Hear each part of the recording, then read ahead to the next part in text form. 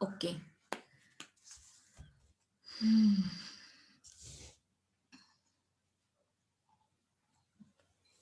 कहाँ से पढ़ा?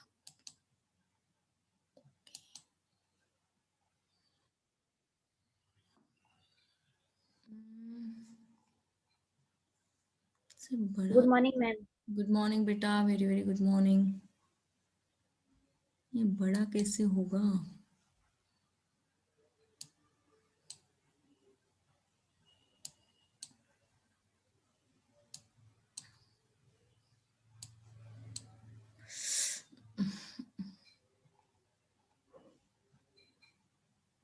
स्क्रीन तो मिल गई ना आपको? जी मैम। Yes ma'am. क्लियर दिख? Yes ma'am. आपको क्लियर दिखाई दे रहा है उधर से? Yes ma'am.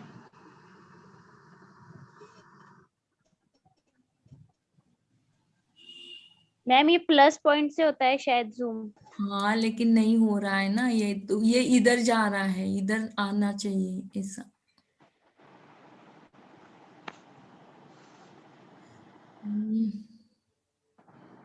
माँ मैम आज माँ पढ़ेंगे ना?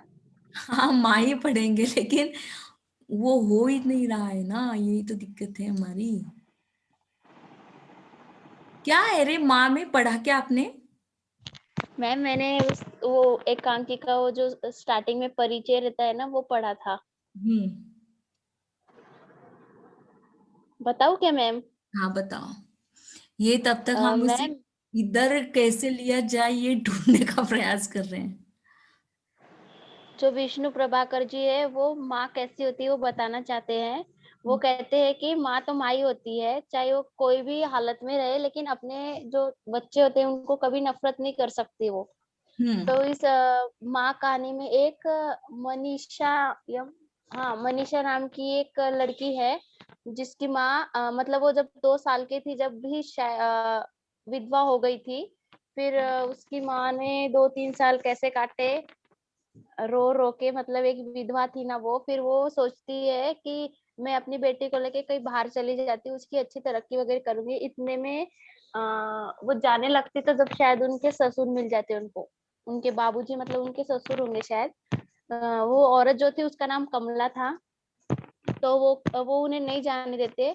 फिर वो जो है वो किसी से बात करते हैं कि मेरी बहू पढ़ी लिखी है बहुत, वो मतलब खुद के पैरों पे खड़ी भी रह सकती है, अपना जीवन भी चला सकती है, जॉब कर सकती है, किसी खानदान के नाम पर वो अपना जीवन खराब नहीं कर सकती। फिर वो है ना मनीषा जो है ना उसको अपने साथ नहीं लेके जाती है। वो अपने नए जीवन की शुरुआत करती है। फिर जो मनीषा है वो अ, मतलब एक लव मैरिज कर लेती है। फिर वो अपनी माँ से नफरत करने लग जाती है, और उनके पड़ोस में एक मौसी रहती है। वो उनसे मतलब अपनी सारी बातचीत वगैरह करती थी, और वो मौसी को ही प्रेम करने लग गई थी, मतलब वो मौसी को माँ से बढ़ के मानने लग गई थी।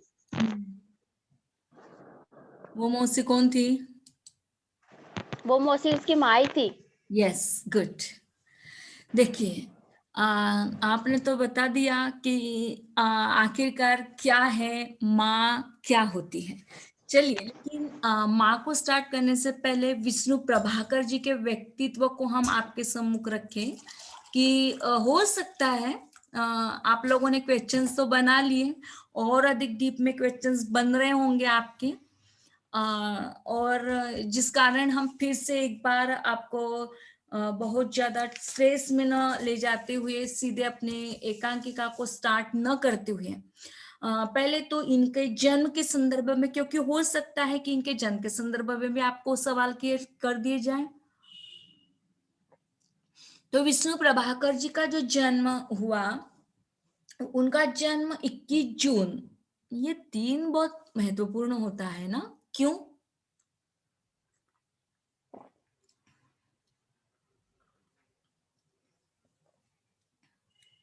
ये दिन महत्वपूर्ण होता है क्यों? 21 जून, क्या है इस दिन की खासियत? मैम शायद योगा दिवस नहीं।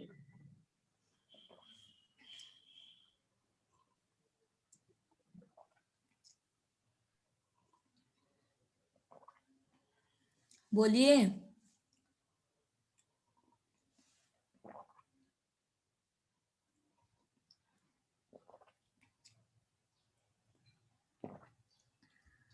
शायद शायद और कौन कौन है शायद वाले लोग? देखिए, ये जो पार्टिसिपेंट का निकाला तो ये अपना गायब हो जाता है। हमें तो इसका बहुत ही कम नॉलेज है, इसलिए हम अभी हाथ नहीं लगाएंगे उसे। ये गायब हो गया था, अभी आ गया है फिर से। तो योगा डे ही होता हाँ मैम, अंतरराष्ट्रीय योगा डे है। ही होता है। आज हाँ मैम, स्कूल में करते ढूंढा थे, मुझे होगा याद कहीं है। से इंटरनेट से, है ना? नहीं नहीं मैम, क्योंकि हमारे स्कूल में हर साल फंक्शन होता था, उस दिन योगा ही योगा चलता था। अच्छा, और आप लोग योगा करते थे?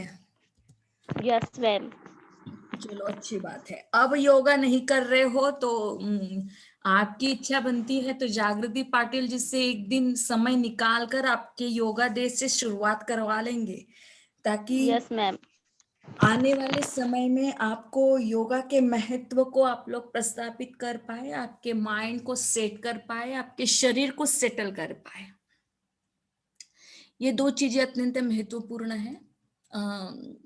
एक तो शरीर को स्वस्थ रखना है और मन को भी स्वस्थ रखना है। तो दोनों चीजों को एक साथ स्वस्थता मिलती है केवल और केवल मेडिटेशन के कारण। और मेडिटेशन सिखलाने की जो विधि है वो जागृति पाटिल जी ने आपको रखी थी। आपकी इच्छा होती है तो एक दिन अवश्य उनको लेक्चर्स के लिए इनवाइट करेंगे। बस आप पहले प्लान बना लीजिएगा, या इस संडे करवा लेते हैं, Sunday ma'am activity. Sunday activity में करा लो। ठीक है, कोई बात नहीं। संडे एक्टिविटी में अभी SY के बच्चों की ही धूम होनी चाहिए, क्योंकि TY बहुत ही लेक्चर्स के लिए नहीं जुड़ता है, तो संडे एक्टिविटी के लिए हम उन बच्चों को कैसे बोलें? देखिए, लेक्चर्स की हालत ऐसी है कि हमारे लेक्चर्स को कितने लोग जुड़े अभी देखते हैं, 5। 5 में माने 4, हम हमें काट दो तो 4 लोग जुड़ते हैं। अरे पॉसिबल है क्या यार? 25 लोग होते हैं, 40 लोग होते हैं। जब हम लोग मार्कशीट फिल करते हैं आप लोगों का ना, तो इतना मतलब सही में गुस्सा आता है आप लोगों पर कि कितने फ्री में हम इनको नंबर्स बांट रहे हैं, ऐसा लगता है ना? फ्री में नंबर्स की सौगात आप लोगों को दी जा रही है ऑनलाइन एग्जाम की वजह से, कि बच्चे जुड़ते नहीं हैं। अटेंडेंस के मार्क्स पकड़े जाते हैं, लेकिन यहाँ पर तो अटेंडेंस भी नहीं, प्रेजेंटेशन भी नहीं, टेस्ट भी नहीं, और फालतू में आप लोगों को डिग्री मिलेगी। यही है, मतलब ध्यान में रखिएगा कि जब आप TY में चले जाओगे तब इन शब्दों को मत भूलिएगा।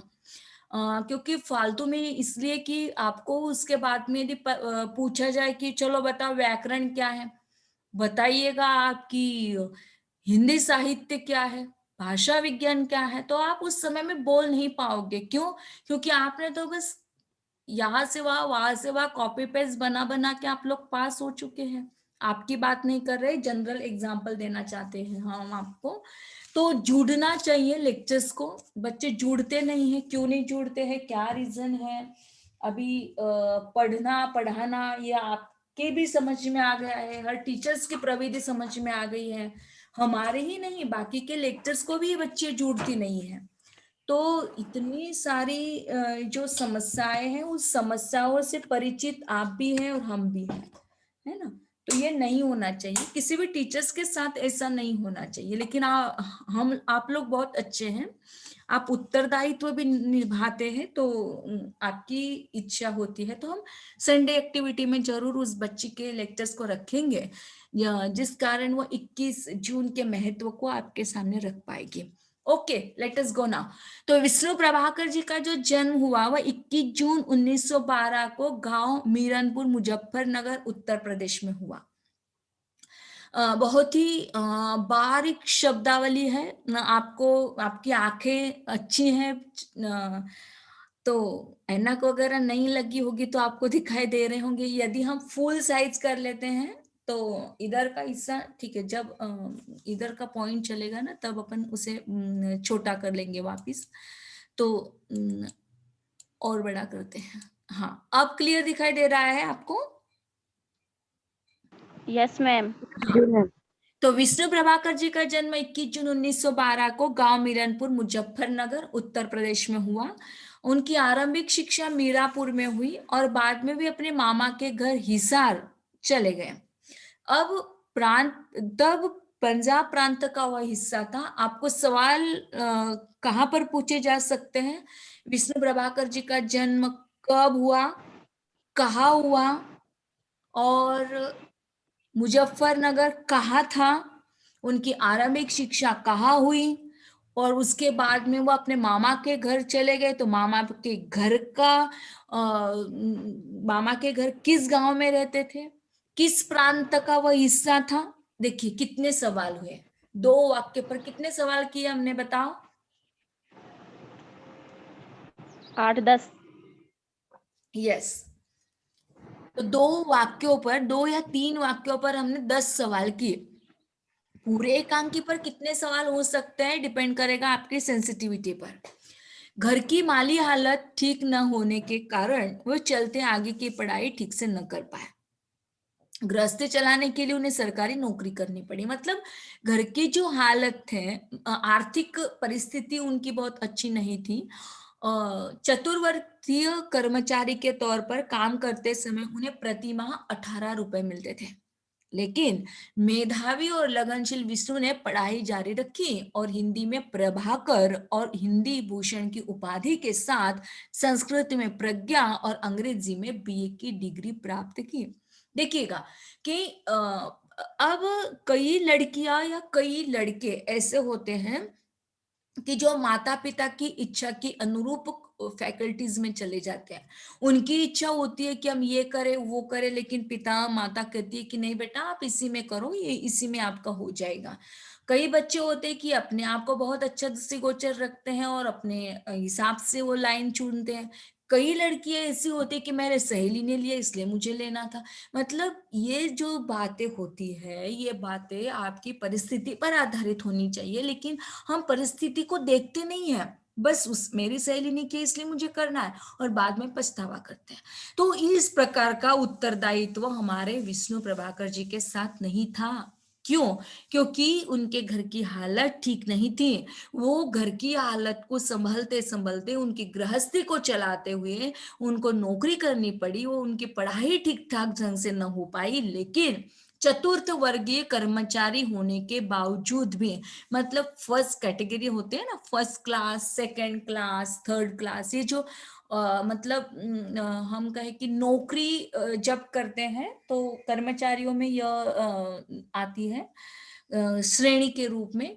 तो ये चतुर्थ वर्गीय कर्मचारी के तौर पर, मतलब बहुत ही निकृष्ट कार्य करते थे, और उनको प्रति माह कितने रुपए मिलते थे? 20 रुपए मिलते थे।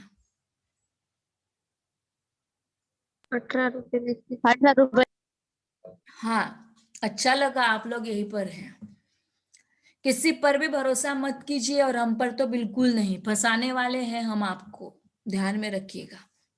लेकिन प्रति माह 18 रुपए उनको मिलते थे। आज हम एक दिन में कितने रुपए उड़ा देते हैं, बताइए जरा।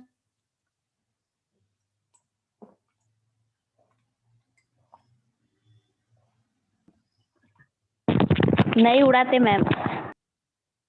नहीं उड़ाते? नहीं मैम। एक दिन मम्मी और पापा की पेरेंट्स मीटिंग रखवाते हैं, है ना, और सही में आप लोग क्या क्या कार्य करते हो इसका पता आपकी मम्मी और पापा से लेते हैं। तब पता चलेगा कि नहीं उड़ाते। किसने कहा ये नहीं उड़ाते? मैम मैं पूजा शर्मा। पूजा? चलो ठीक है भैया, आपने बता दिया, हम भरोसा कर लेते हैं, कोई बात नहीं।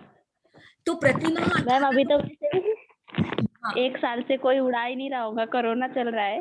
कोरोना चल रहा है इसलिए नहीं उड़ा पा रहे हो, अदरवाइज यदि डेली कॉलेज आते तो कम से कम 18 की जगह पर 100 रुपया आप उड़ा देते हैं। 100 की जगह पर। No ma'am. चलो अच्छी बात है, यही सुनना चाहते थे। नो मैम, बस यकीन है, हमें पता है आप बहुत ही अच्छे बच्चे हो सभी, बहुत ही अच्छे संस्कारी बच्चे हो, इसलिए पता चल जाता है, क्योंकि आप लोगों की एक्टिविटीज में जो पार्टिसिपेट आप लोग करते हो तो पता चल जाता है कि आपका खर्च कहाँ और कितना होता होगा। है ना? तो आपकी कलाओं को सलाम है, आपने जो सुंदरता से, आपकी कलात्मकता से, आपकी क्रिएटिविटी को सलाम है। बहुत अच्छा लगता है हमें उस क्रिएटिविटी को जब भी हम देखते हैं। ऐसा लगता है पास होते हैं बच्चे तो हम ही सब खरीद लेते हैं। सबको बताते हैं कि ये देखो ये हमारी गुड़िया ने बनाया हुआ है। हम बताएंगे आपको एक दिन हमारी जागृति ने कितना सुंदर मंडला बनाया हुआ है। हम उसके नीचे बैठेंगे तब आपको पता चल जाएगा। अर्थात वो जो मंडला उन्होंने बनाया वो भी अधूरा ही रह गया। उनको सूचना मिली कि प्रैक्टिकल्स आपके चल रहे हैं, उनको भाग दौड़ करके जाना पड़ा और फिर वो अधूरा का अधूरा रह गया। पता नहीं वो कब कंप्लीट होगा, कैसे होगा, आई डोंट नो। तो इस प्रकार से जब हम लोग खर्च करते हैं तो खर्च करने का जो कार्य होता है वो भी आप, क्योंकि ये जो एकांकिका है ना वो बस आप ही पर डिपेंड है बेटा, आप ही पर डिपेंड है कि जैसे आप लोगों का उत्तरदायित्व होता है, आपको क्या करना चाहिए, आपको आपकी माँ के साथ रिलेशनशिप कैसे बनानी चाहिए, इसकी का यह दस्तावेज है। तो देखिए ये जो हमारे विष्णु प्रभाकर जी थे वो अत्यंत मेधावी थे, लगनशील थे और जिन्होंने अपनी पढ़ाई को जारी रखा और प्रभाकर और इंदी भूषण की उपाधि उन्हें मिली, संस्कृत में प्रज्ञा की उन्हें उपाधि मिली और अंग्रेजी के बीए की डिग्री भी उन्हें प्राप्त की। मतलब चतुर्थ वर्गीय श्रेणी के व्यक्ति होने के बावजूद भी उन्होंने अपनी पढ़ाई में निरंतरता कितनी प्यारे ढंग से रखी। और हम लोग थोड़ा सा इंटरनेट प्रॉब्लम हो जाता है तो थोड़ी देर से नहीं जुड़ते, एक आध बार ठीक है। आपकी बात बिल्कुल नहीं करना चाहते पूजा, आप माइंड पर मत लीजिएगा, लेकिन औरों की बात, हाँ मैम ये प्रॉब्लम था इसलिए हम जुड़े नहीं, मतलब बाद में भी तो जुड़ सकते हैं, थोड़ी देर से जुड़ सकते हैं, हमें कोई एतराज नहीं है, लेकिन जोड़ो तो सही, आप लोग जानो तो सही क्या क्या होता है लेक्चर्स में। तो ये प्रॉब्लम क्रिएट होता है। तो यहाँ पर उन्होंने अपनी समस्याओं को नहीं देखा, बल्कि उन्होंने हमें पढ़ाई हम आगे कैसे बढ़ा सकते हैं उन समस्याओं से सुलझाने का उन्होंने प्रयास किया। ये बातें आपको ध्यान में रखनी होगी। सवाल आपको पूछा जा सकता है कि प्रभाकर या हिंदी भूषण या संस्कृत में उन्होंने प्रज्ञा, अंग्रेजी में बीए की डिग्री, तो ये सारे शब्द आपके आंखों के सामने आ रहे हैं, इसे आप लोग राइट डाउन कर लो। विष्णु प्रभाकर से लेकर डिग्री प्राप्त की यहाँ तक कम से कम 20 प्रश्न आपके तैयार हो सकते हैं। जितने ज्यादा प्रश्नों के साथ आप लोग चलोगे उतना ही आपका डीप स्टडी करने में आप माहिर हो जाओगे। क्लियर है? इसमें किसी को कोई शंका नहीं होनी चाहिए। याद काय कोणाला शंका आहे का? नो मॅम, बरोबर म्हणताय तुम्ही. ओके, चलिए। अब विष्णु प्रभाकर जी पर महात्मा गांधी के दर्शन का और सिद्धांतों का गहरा असर पड़ा। सवाल आपको पूछा जा सकता है कि विष्णु प्रभाकर जी पर किनके दर्शन का और सिद्धांतों का असर पड़ा। फिर बौद्ध दर्शन हो सकता है, गांधी दर्शन हो सकता है, महात्मा माफ कीजिएगा विवेकानंद दर्शन हो सकता है, स्वामी विवेकानंद जी। तो इस प्रकार के कई ऑप्शंस को लेकर आप आपके प्रश्नों को प्रस्तुत कीजिए। तो विष्णु प्रभाकर जी पर स्वामी विवेकानंद जी के दर्शन और सिद्धांतों का गहरा असर पड़ा। No ma'am. हाँ, गुड गुड गुड, आप लोग यहीं पर हो। बड़ा अच्छा लगता है जब आप तुरंत बोलते हो, और जब ऐसा लगता है कि यार हम क्या पढ़ा रहे हैं, शायद इन दीवारों को पढ़ा रहे हैं या क्या चल रहा है समझ में नहीं आता, लेकिन जब जब इस प्रकार की वाणी आपसे सुनते हैं ना तो बड़ा मजा आता है। चलो, तो विष्णु प्रभाकर जी पर महात्मा गांधी के दर्शन और सिद्धांतों का गहरा असर पड़ा। स्वतंत्रता संग्राम के महासमर में उन्होंने अपनी लेखनी का भी एक उद्देश्य बना लिया, जो आजादी के लिए सतत संघर्षरत रही। अपने दौर के लेखकों में वे प्रेमचंद, यशपाल, जैनेन्द्र और अज्ञेय जैसे महारथियों के सहयात्री रहे, लेकिन रचना के क्षेत्र में उनकी एक अलग पहचान रही। विष्णु प्रभाकर ने पहला नाटक लिखा हत्या के बाद।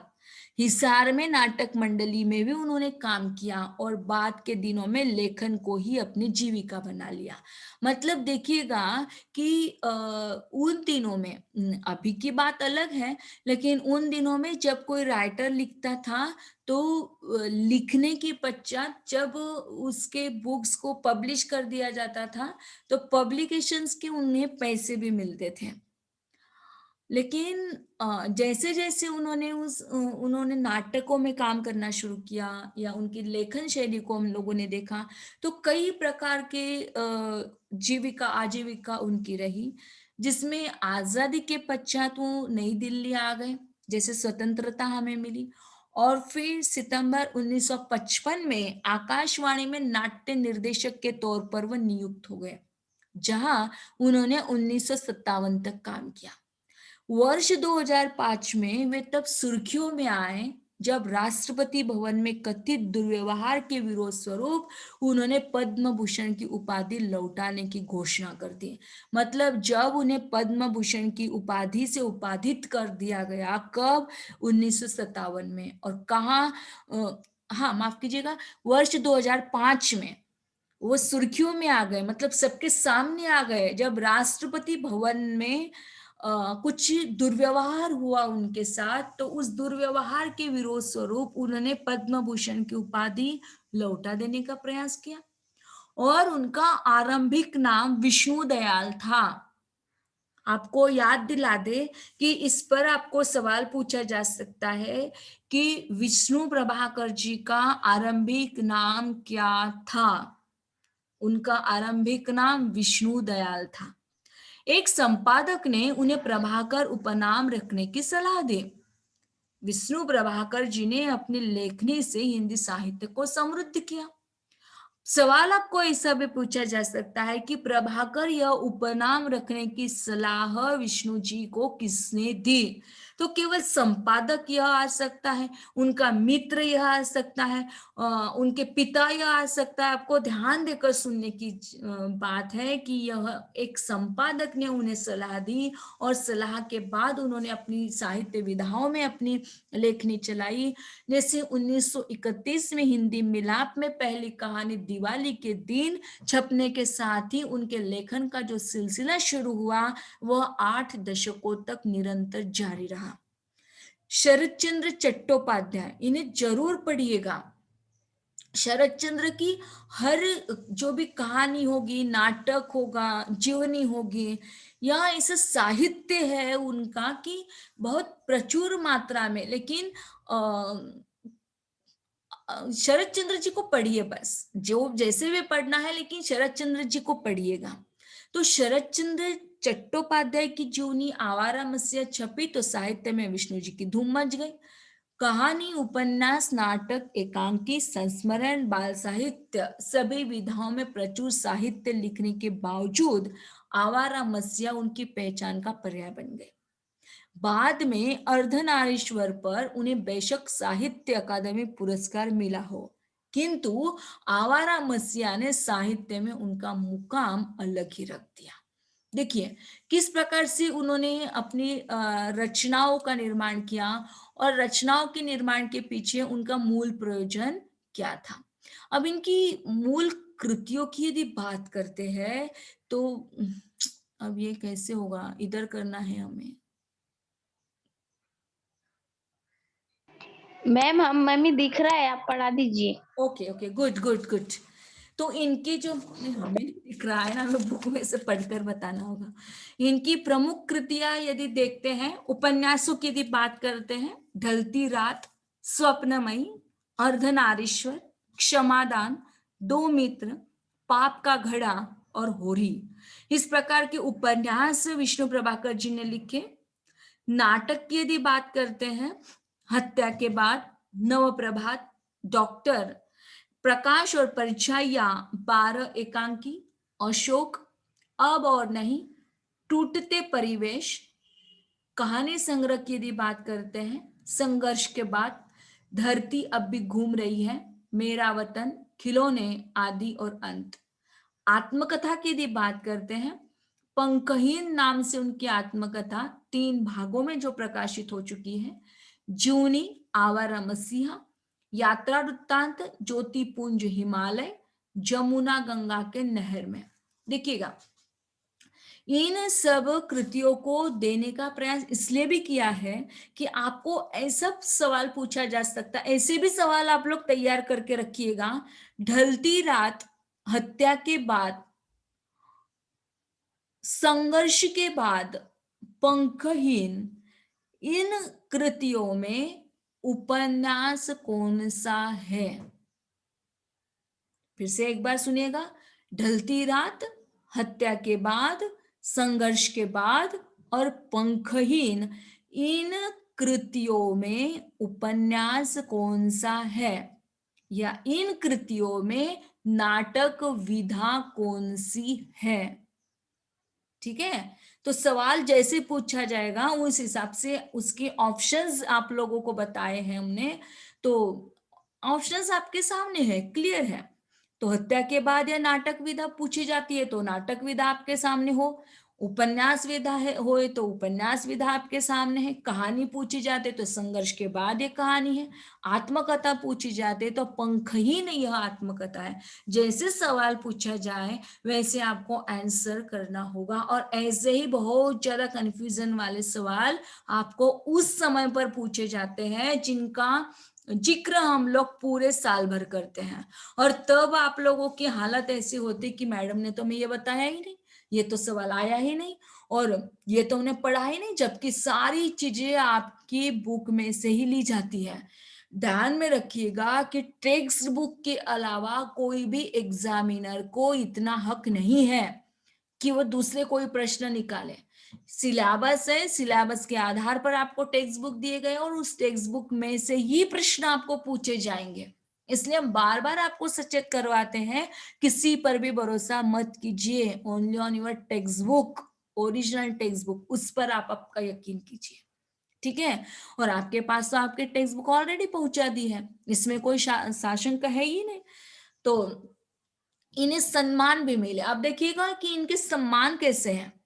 तो पद्म भूषण, अर्धनारीश्वर उपन्यास के लिए भारतीय ज्ञानपीठ का मूर्ति देवी सम्मान उन्हें मिला, साहित्य अकादमिक पुरस्कार मिला, सोवियत लैंड नेहरू पुरस्कार इन्हें मिला।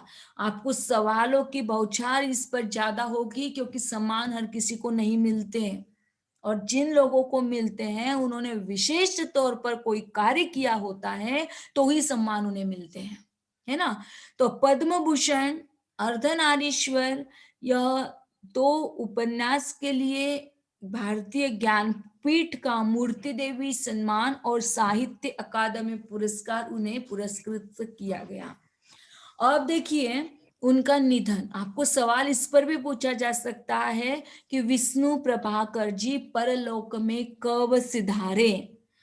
तो विष्णु प्रभाकर जी का निधन कब हुआ, विष्णु प्रभाकर जी परलोक में कब चले गए, तो 11 अप्रैल 2009 में उनका देहांत हो गया। इतना क्लियर हो गया हो? आज्ञा है आपकी, आगे बढ़े। Yes ma'am. हाँ, गुड।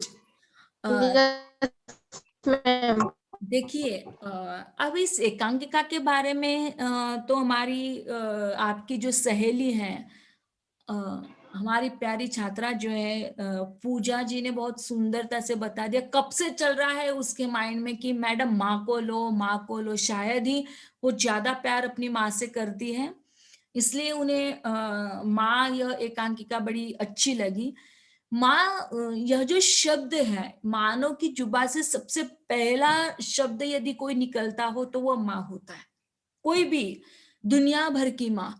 अब कल परसों ही हमारी चर्चा चली कि माँ क्या होती है, चाहे वो माँ मनुष्य प्राणी की हो, चाहे वह माँ मनुष्योत्तर प्राणियों की हो।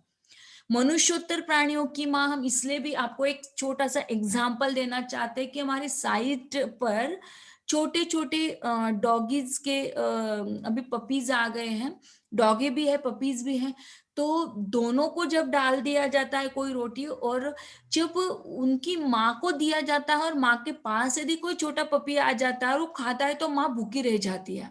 माँ ये तनिक नहीं सोचती है कि मुझे ये खाना है, ये नहीं सोचती है।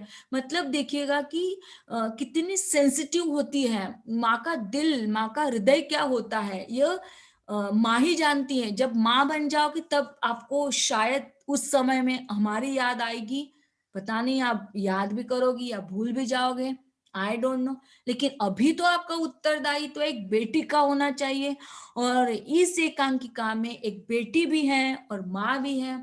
आप चाहते हैं तो आप माँ बन सकते हैं, आप चाहते हैं तो आप अच्छी बेटी बन सकते हैं। ये डिपेंड करेगा आपके माइंड पर। जैसे आपका माइंड जिस किरदार को निभाने का प्रयास कर रहा है, उस किरदार को आप अपना लो। मुझे लगता है कि आपने यदि बेटी की भूमिका को निभाना है, बेटी के किरदार में अपने आप को रखना है, तो एक बेटी होने के नाते सबसे पहले मेरा सवाल आपको यह होगा कि बेटी होने के नाते आपका उत्तरदायित्व क्या होगा। यदि एक बार माँ का उत्तरदायित्व निभाती है, जैसे जिस अवस्था में वो रहती है, वो अपनी संतान से कभी नफरत नहीं कर सकती।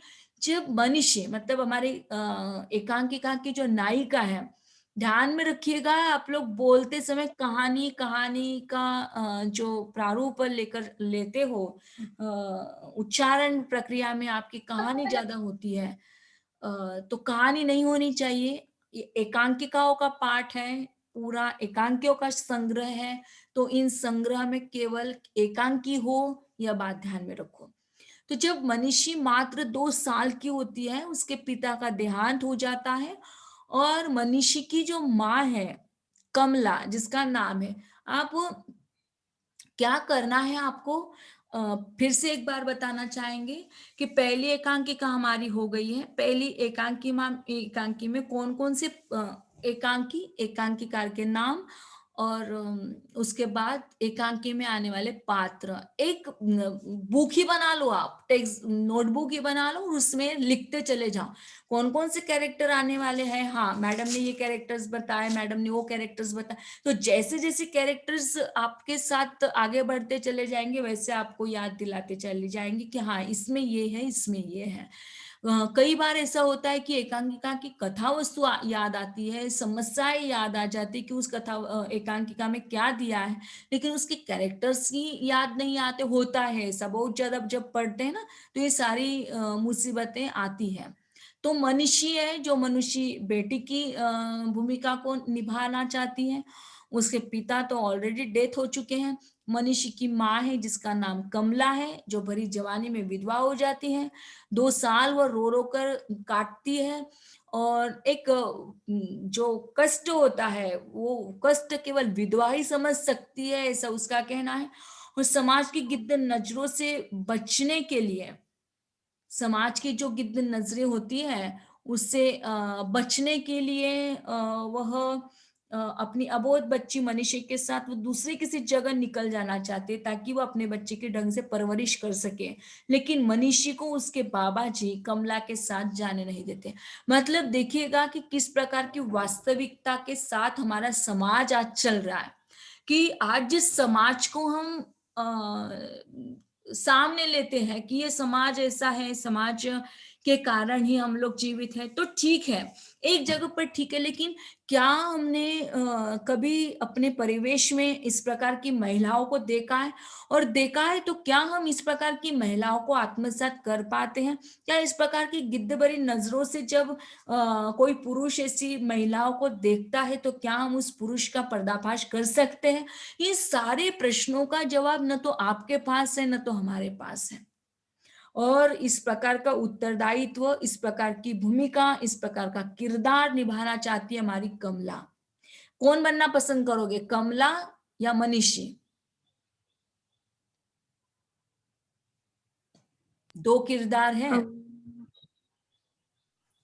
2 किरदार में से कौन सी भूमिका आपको पसंद आ रही है, बताओ।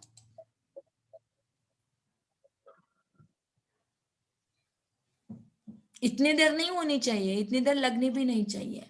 7 लोग मैम जुड़े। कमला। कमला। कमला अच्छा लग रहा है, ओके ठीक है, कोई बात नहीं, सहते रहो जिंदगी भर। तो क्या हुआ, यदि किसी संयोगवश वह विधवा हो गई, तो विधवा होते ही क्या उसकी जिंदगी खत्म हो गई? उसे नए सिरे से जिंदगी को डर्रे पर लाने का कोई हक भी नहीं।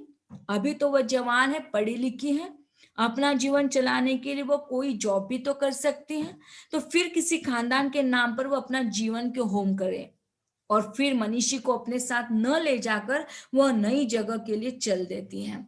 मतलब देखिए कि वह पढ़ी लिखी है, वह खुद अपने पैरों पर खड़ी होना चाहती है। मतलब विधवा हो गई तो क्या पूरी जिंदगी भर उसकी जिंदगी खत्म ही हो गई? क्या वो पूरी जिंदगी किसी के लिए बोझ बनकर जिएगी? नहीं। तो वो मनीषी को छोड़ देती है और वह चली जाती है। उधर मनीषी बड़ी होती है और एक नवयुवक से प्रेम विवाह करके अपना नया जीवन प्रारंभ करती है। लेकिन क्या पता नहीं, अभी तक तो 2-3 दिन पहले बीकॉम का लगा था। यमे का भी लग गया।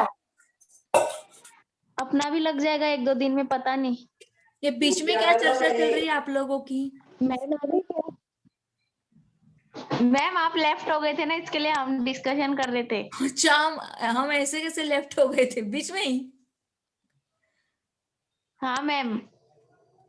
ओके ओके, चलिए चलिए, हमारा भी लेक्चर भी खत्म होने वाला है। हम लोग कल की तासिका में मिलते हैं, ठीक है?